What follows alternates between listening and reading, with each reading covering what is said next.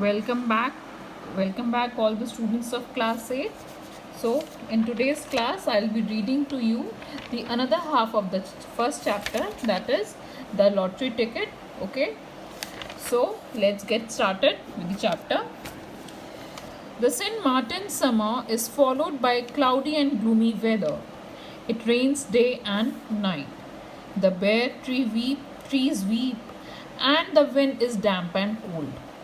The dogs, the horses, the fowls, all are wet, depressed, and downcast. There is nowhere to walk. One can't go out for days together. One has to pace up and down the room, looking despondently at the grey window. It is dreary. Ivan Dmitrich stopped and looked at his wife. He said, I should go abroad, Masha. He began thinking how nice it would be in late autumn to go abroad somewhere to the south of France, to Italy, and to India. I should certainly go abroad too, his wife said, but look at the number of the ticket. Wait, he said, and walked about the room and went on thinking. What if his wife really did go abroad? It is pleasant to travel alone or in the society of light, careless women who live in the present, and not such as think and talk all the journey about nothing but their children, sigh, and tremble with dismay over every farthing. Ivan Dmitrich imagined his wife in the train with the multitude of parcels, baskets, and bags. She would be sighing over something, complaining that the train made her head ache, that she had spent so much money. She would begrudge me every farthing, he thought. With a glance at his wife, the lottery ticket is hers, not mine. Besides, what is the use of her going abroad? What does she want there?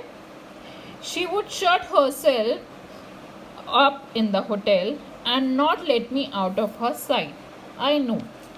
And for the first time in his life, his mind dwelt on the fact that his wife had grown elderly and plain, and that she was saturated through and through with the smell of cooking, while he was still young, fresh, and healthy, and might well have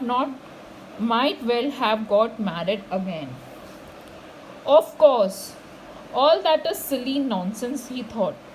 But why should she go abroad? What would she make of it? And yet she would go. Of course, I can fancy. In reality, it is all one to her, whether it is Naples or Klin. She would only be in my way. I should be dependent upon her. I can fancy how, like a regular woman, she will lock the money up as soon as she gets it. She will look after her relations and grudge me every farthing. Ivan Dmitrich thought of her relations. All those rich brothers and sisters and aunts and uncles would come crawling about as soon as they heard of the winning ticket. Would begin winning like beggars. Ivan Dmitrich remembered his own relations and their faces at which he had looked impartially in the past, struck him now as repulsive and hateful. And his wife's face, too, struck him as repulsive and hateful. Anger surged up in his heart against her. And he thought malignantly, she knows nothing about money, and so she is stingy. If she won it, she would give me 100 rubles and put the rest away under lock and key. And he looked at his wife not with a smile now, but with hatred. She glanced at him too, and also with hatred and anger. She had her own daydreams, her own plans, her own reflections. She understood perfectly well what her husband's dreams were. She knew who would be the first to try to grab her winnings. It's very nice making daydreams at other people's expense, is what her eyes expressed. No, don't you dare. Her husband understood her look.